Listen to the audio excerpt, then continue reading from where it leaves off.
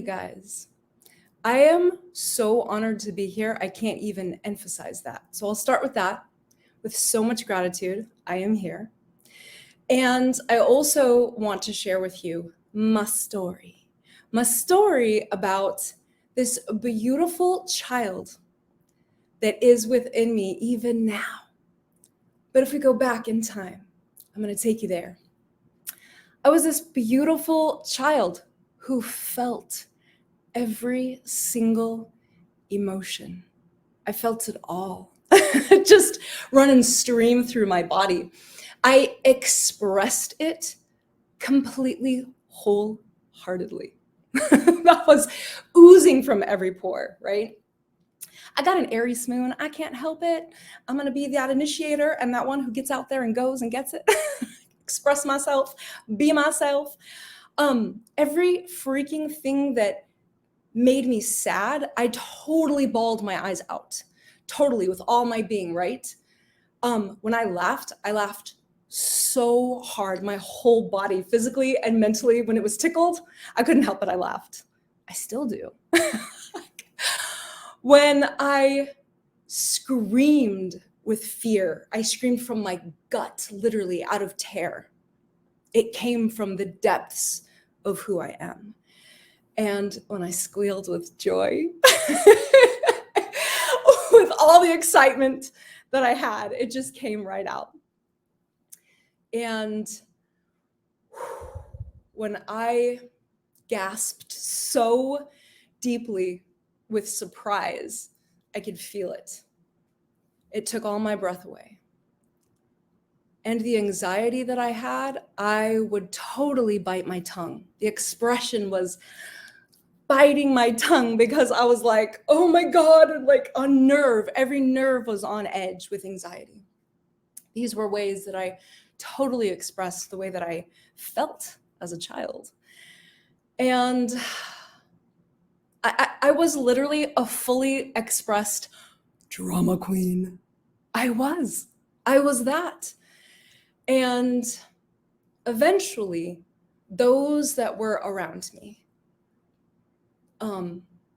they taught me their view on drama kings and queens.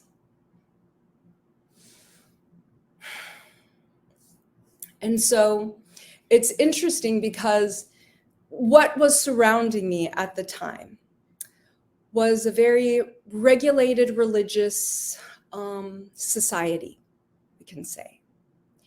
And what I was taught about being expressed was that less expression, being less expressed, was more respectful.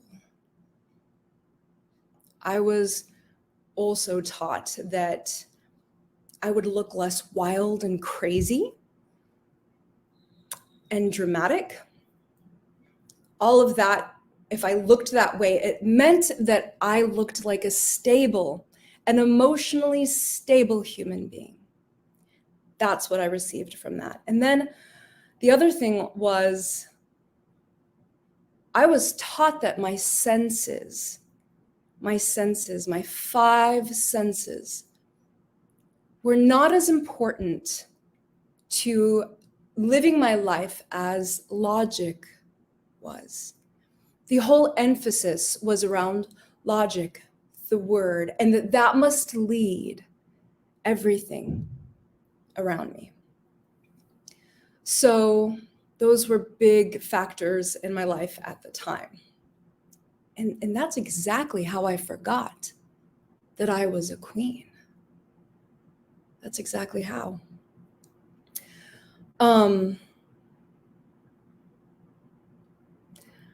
What it did do was it totally set me up entirely for being prepared and groomed by my abusive pastor, who totally upheld these teachings and totally cultivated this culture in which I grew up in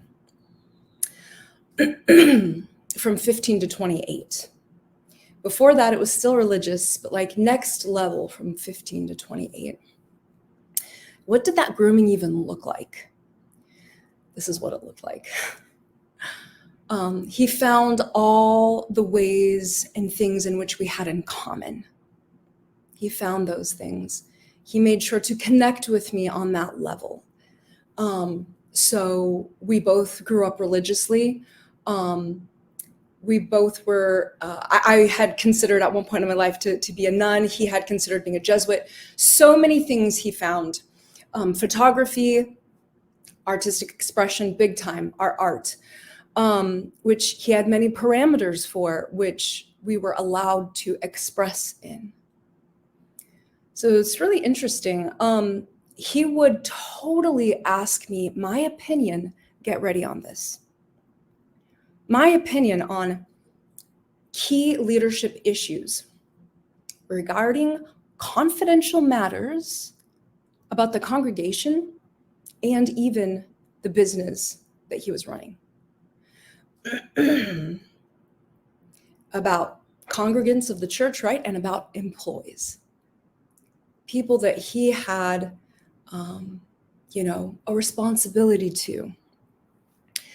And he began to hug me more closely and build a rapport with my body. He did that over time. It didn't happen overnight. He big time observed my connection to my family and our family dynamic. He observed that hardcore. And he could see the patterns of abuse that were taking place within the family. And he was able to use that intel in order to work with my psyche, right, at another level. And then he also began to put me to work on projects that he headed up alone, so that I would have direct communication with him for the business. And the ministry as well, because he had both he was running, which, it is what it is, right? So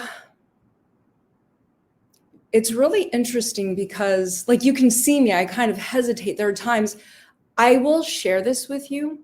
This experience of mine from 15 to 28 feels like another lifetime.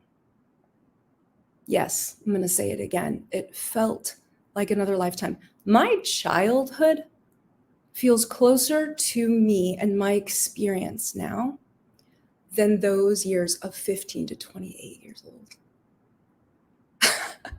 It's wild. And sometimes it's hard to retrieve some of those memories because my body has done what it's built to do, right? And that's to section off that part of my life. So yeah, fascinating. But I've been working on that. So he definitely worked to build an emotional connection with me, for sure. And he would tell me that we were soulmates. He never put definitions on any of this, kept things very ambiguous, compared our relationship to others in history. And it's really interesting. But one night, after all this goes down, I'm going to explain this as well, to give you a little bit more about the the culture, really, what it is, the culture that I was immersed in. I had been to a dance, and he found out about it, pulled aside in his home my parents, my brother, and myself. My whole family, my whole immediate family was before him in his home. And he shared with us the fact that I should not be dancing. Consider this, because our family is a huge example to what's going on in the church.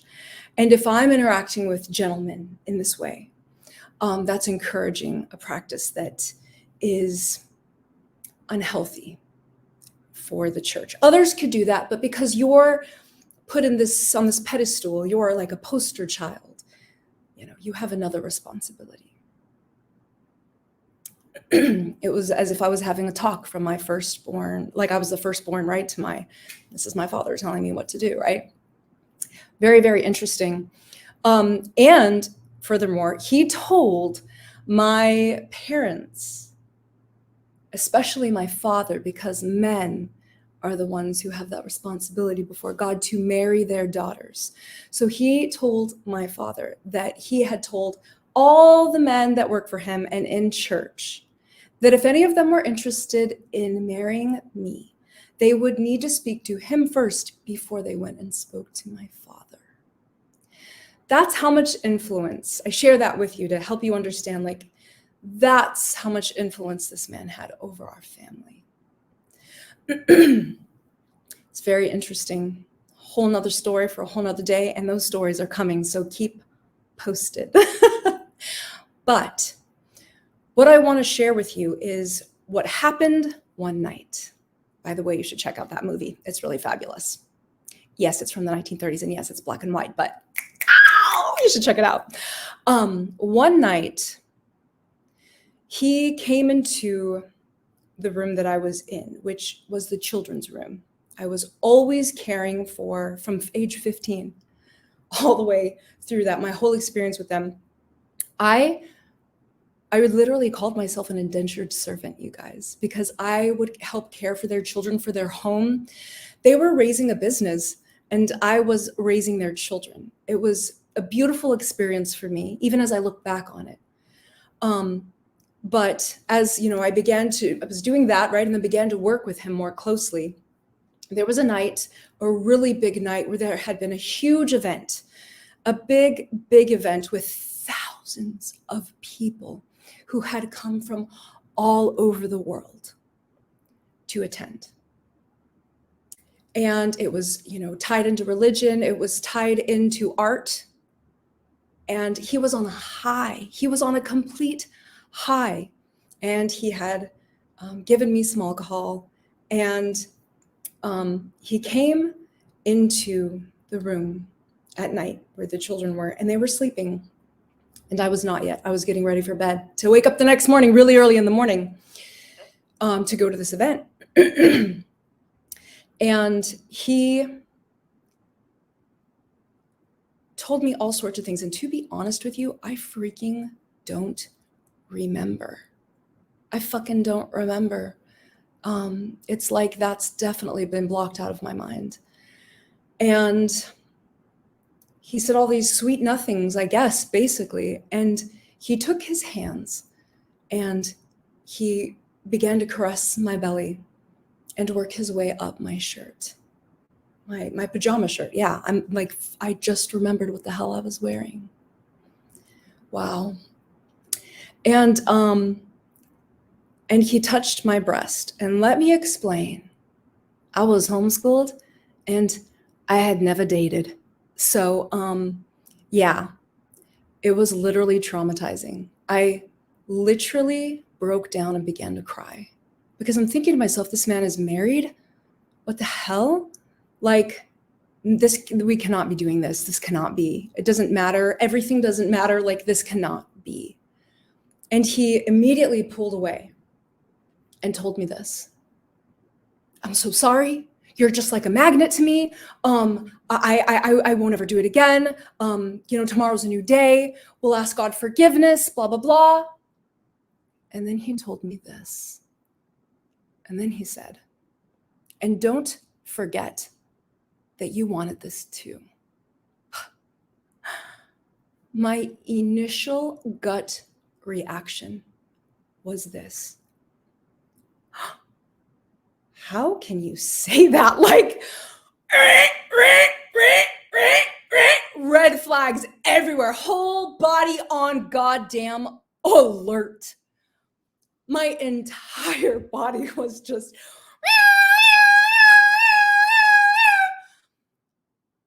and then I told myself a story because this is what we do.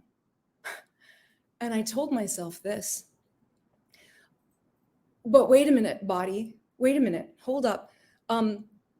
This man is my pastor.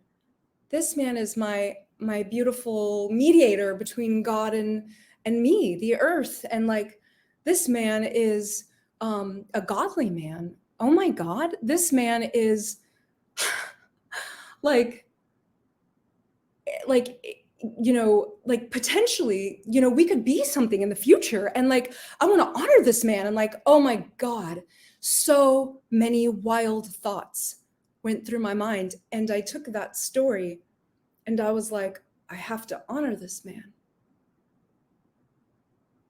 And that's what I did. So I thought, by holding everything in.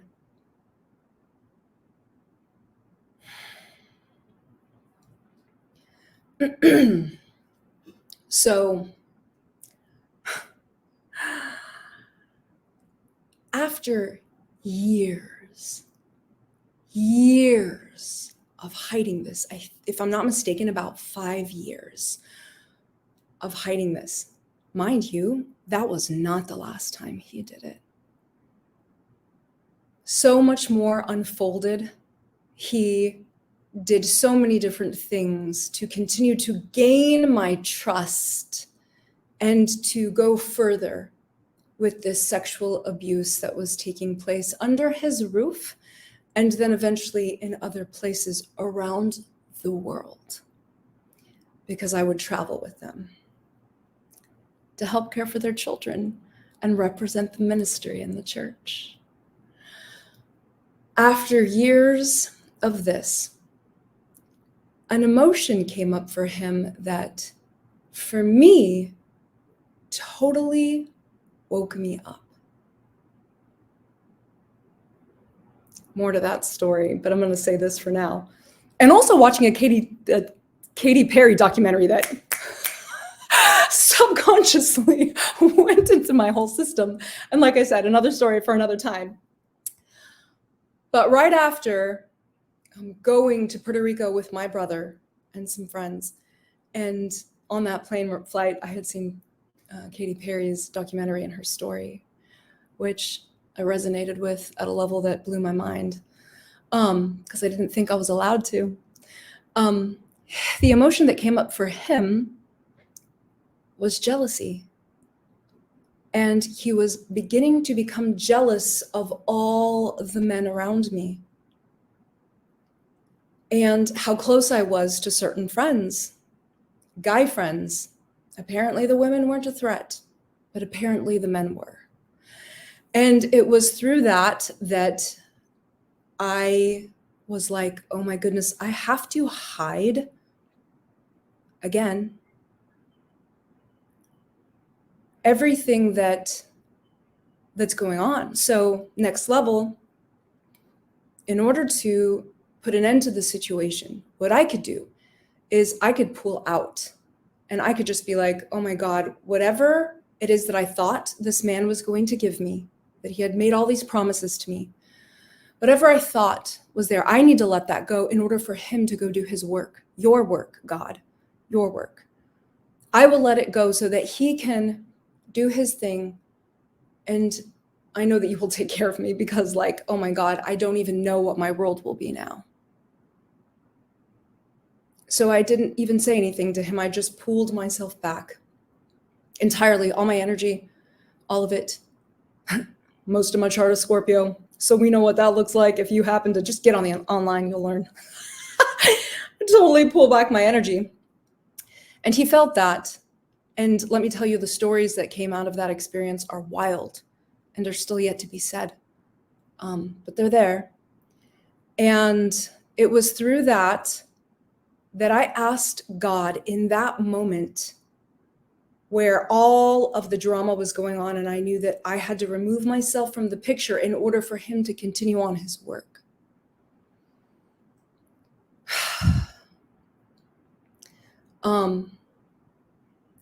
I entirely asked God to forgive me. Mind you, at that moment, I didn't see, I was seeing myself as the one who had done wrong before God, that I was, engaging with this individual in this way. Sit with that for a moment, Tito. And it was in that moment that I asked forgiveness that I literally felt the burden lifted. I mean, it was lifted from my shoulders. I felt so free. And guess what else I felt? So entirely heartbroken. I can't describe to you, except that most of you have probably already experienced true deep heartbreak, to the point where I did not eat, I did not sleep, I didn't do much, right? Or actually, take that back, I did sleep. I did a lot more sleeping than I ever have in my life. My body was shutting down in order to heal my heart space, for sure. And this is really interesting because it took a great deal of patience, a great deal of time. I put those two together because they just go hand in hand, patience and time. We can't put a definitive like, oh, this date, this will take place, right? And so with all of that going on for myself, what I took away from that experience was this. I learned that society around me had become my barometer to measure how I behaved.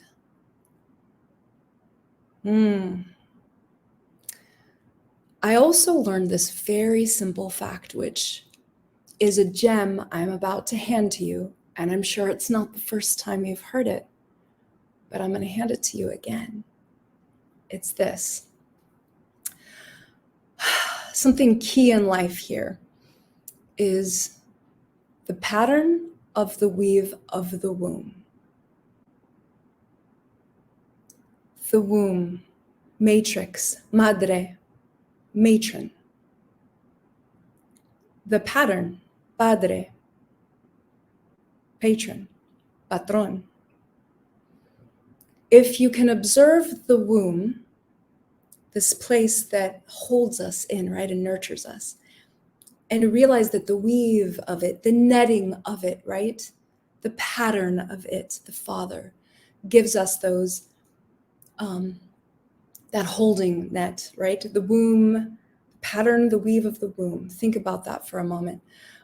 It's the warp and the weft of the universe. It's the threads, right, all bound together in this pattern that is a designed factor for us to be within.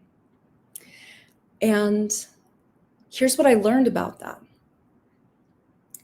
that I don't see the words good and bad as very helpful descriptive words. I don't find a lot of value in them because they don't have a lot of description to them, right? They don't hold that.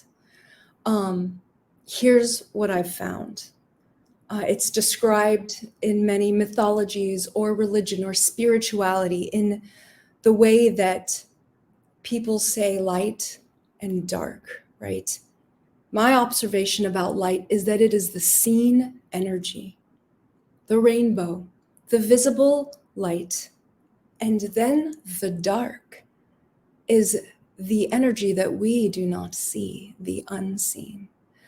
Culture is what we cultivate, and the occult is what is hidden or veiled or covered over. Under the dirt, right? Behind the veil, in the sanctuary of the temple, right?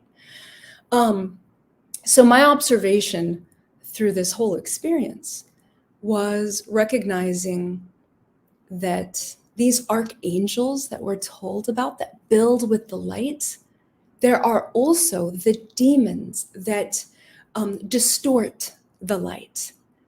And this is literally the polarities that dance with one another. It's the whole reason we have electricity or energy or work or anything that bounces off one another. Chemistry, physics. The only way that it could be energy is not created or destroyed, right? It's the thing that is. It's the dance. It's the scales that are counterbalancing, right? Woo! I love this. So for me, that was huge for me to learn and understand. and take that with me to learn to be this, because I'm going to share this. This is a very bold statement, I understand, but we have it all within us. We are the universe. And if I have bacteria in my body, there are no good ones or no bad ones. There is bacteria. And at times there is an imbalance of bacteria, one or the other, right? And when it gets into a deep imbalance is when I need to pull in some other bacteria into my gut so that we can help heal that part of the body, right? Heal. Bring back sound. Bring back harmony, homeostasis. It is what our body is continuing to look for and to do. It's what the whole of nature is doing at every moment. So the sweet spot is the slight counterbalance. And I'm a Libra sun, Libra, Mercury. And so these things are like, they mean everything to me. I think in Libra, freedom in those terms, where the scales are just counterbalancing, because they will always do that here on this planet. They will never be like this. They're not meant to. It's beautiful. They're meant to go like this.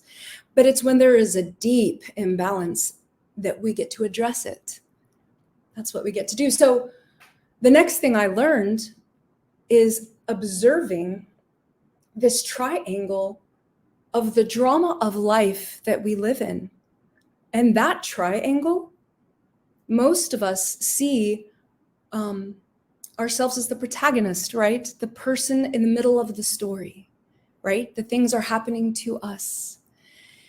And it fascinates me how I observed myself. I thought I was the villain at first. I thought I was the person who had done wrong before God. But by God, I felt that liberation and that freedom. I felt that weight off my shoulders, and I knew God had forgiven me, and I had no goddamn questions. I was like, hallelujah. And then there was a moment, because I was taught by psychology, I got into the system and was able to get help from psychologists, right? And I was taught I had been a victim. And I was like, oh my God. I went through all the phases, right? The anger, all of it, right? The grief. I experienced that whole cycle of emotions that we do when we are told that we are we're the villain, or that we are the victim, right? And so I worked to heal from this, right? And I became my own fucking hero. I became my own hero as I worked to heal myself.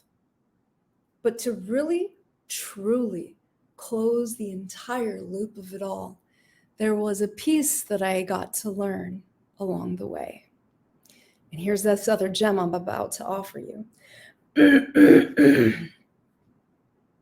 I learned that I can be the witness.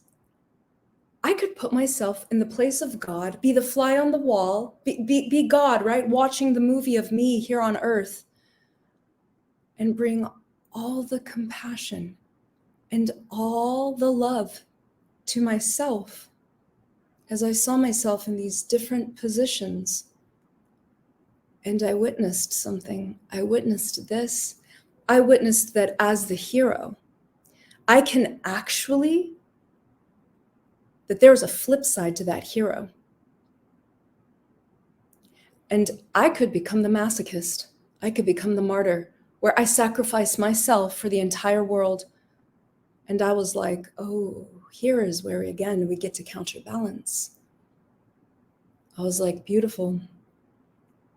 I witnessed that when I was in the victim position, I was in the place, the flip side of that was the judge, that I was judging myself according to the way the world maybe around me was seeing me, this womb, this pattern, this netting that I was in, the father and the mother of society that was all around me.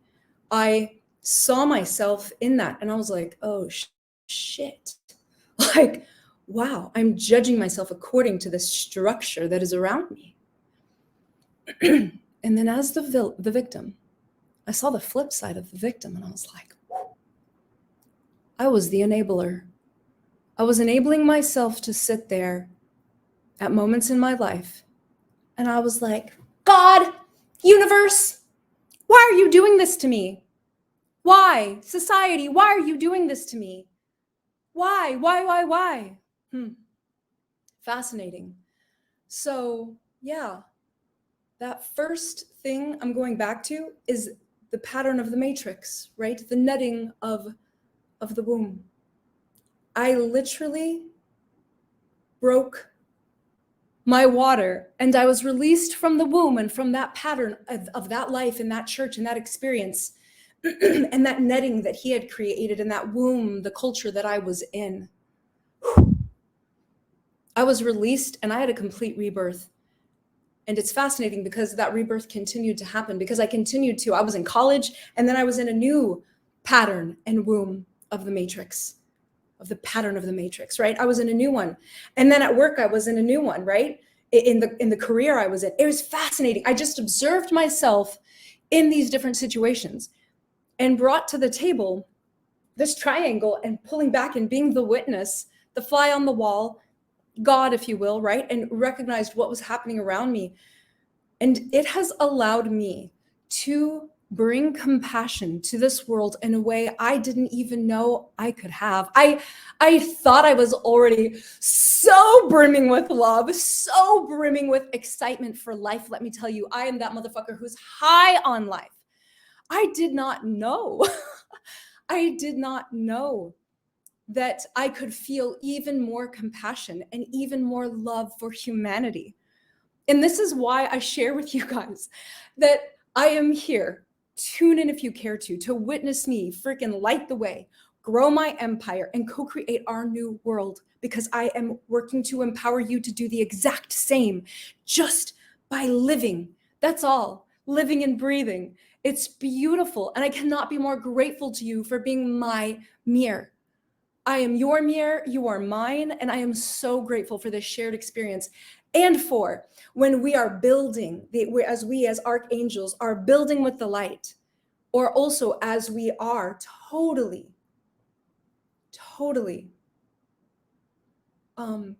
taking and distorting the light, because each and every single one of us does it. We do both. We are meant to. We are here in this dance. We are here in this balance.